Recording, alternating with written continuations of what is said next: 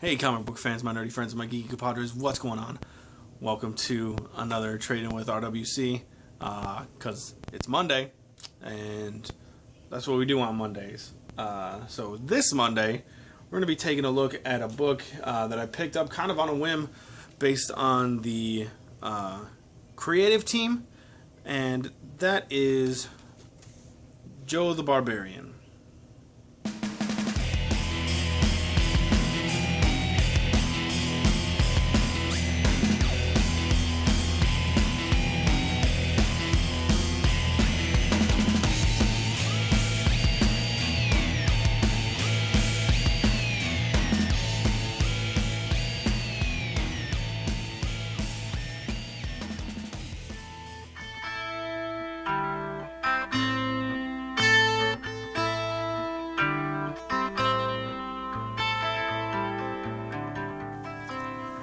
Okay, so Joe the Barbarian, like I said, the main reason I picked this up is for the creative team of Grant Morrison and Sean Murphy.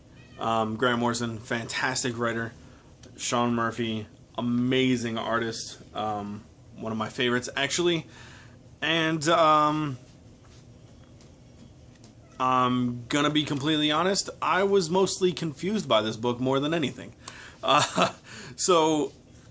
Really, I want to read it again so I completely get it, but I wanted to give you like a response based off of my first reading of it. So basically we have Joe, kid in school, diabetic, like has really bad problem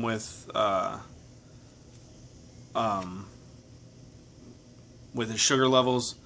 Mom packs candy in his bag to make sure that he, eats enough to keep his levels steady. While at school on a field trip, some bully kids steal his candy from him. Here, we'll put that right there. And when he gets home, he starts having hallucinations because of his issue.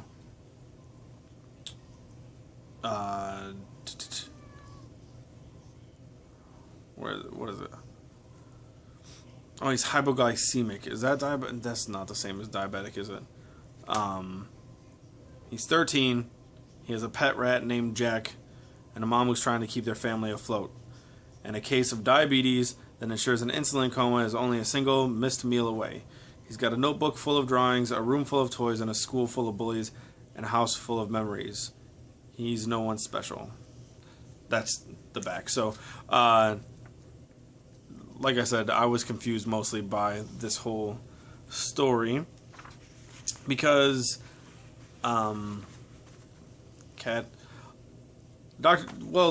just say, Dr. Monkeybot and I were talking about this earlier today, saying that he brought this to my attention, and I totally got it after he said that. But it's never-ending story-esque. So you get this real-life problem mixed with this fantasy world issue, and in order to survive, both of them need to be figured out, a kind of thing. So, obviously we have the diabetic shock that's soon to come in real life, and we also have a war. You can see that is ensuing between his toys and the darkness. Also, what did they call him? I don't want to say Mr. Death, but it was something like that. King Death. So basically,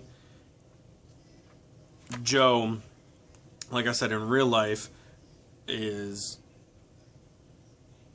on a mission to go get some soda out of the fridge, which turns into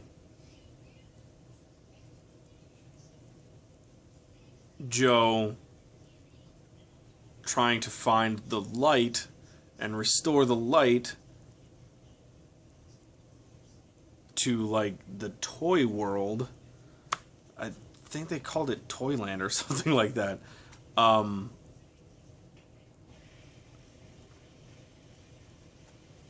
And save the toys from King Death. As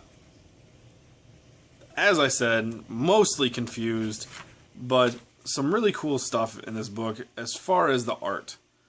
I just want to point out, because you have things in here like Robin and Batman and Transformers. Snake Eyes is in here somewhere, along with Lobo, a bunch of G.I. Joes, Little Green Army Men. So it's pretty cool because they're kind of like real life manifestations of his toys. So I thought that was kind of neat. And then also on a bigger scale, I just kind of realized, Joe's mom is trying to save their house, because Joe's father died leaving them nothing. So there's that. There's just a whole lot of stuff going on in this book that completely had me lost the first half of the book.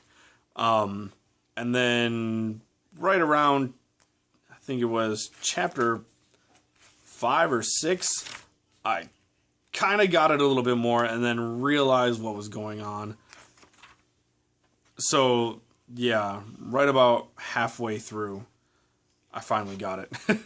Which is terrible. Usually I catch on a whole lot quicker than that, but so I can't say this is an easy book to get into. I mean, some people probably would get it a whole lot easier than I would. Some might have a harder time than I did. Overall, I think it's worth a read. As I said, I want to reread it. I'm actually going to put it back into my to-read pile, but after a few more books, to kind of clear my mind of it and then go back at it just with a clean slate. I love the art. I can say that the art is magnificent. Here's a giant dog monster about to eat a rat ninja.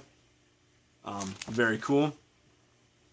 Let me see if I can find. Here's a whole bunch of color. Very, very fantastic. Sean Murphy's art. If you know how Sean Murphy draws, it's amazing. I love it. Just really great stuff. And the story, for the most part, at least the second half that I completely understood, I enjoyed quite a bit. But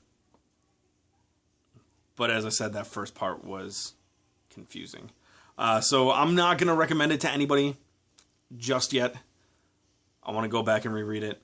But if you're looking for something a little more challenging, a little less just straight, this is the story, this is how it goes, this is the beginning, this is the end, done, you might want to look into it.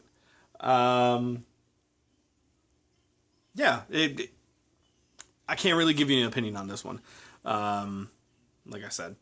So, yeah, give it a shot if you want to. If you don't, that's fine too. If you do and you're confused, that's fine, because I was as well. Maybe we'll get together and discuss it. But, yeah. So, that's Joe the Barbarian on Vertigo. Just so you know that too. I guess that's it. I'll talk to you guys later. Bye.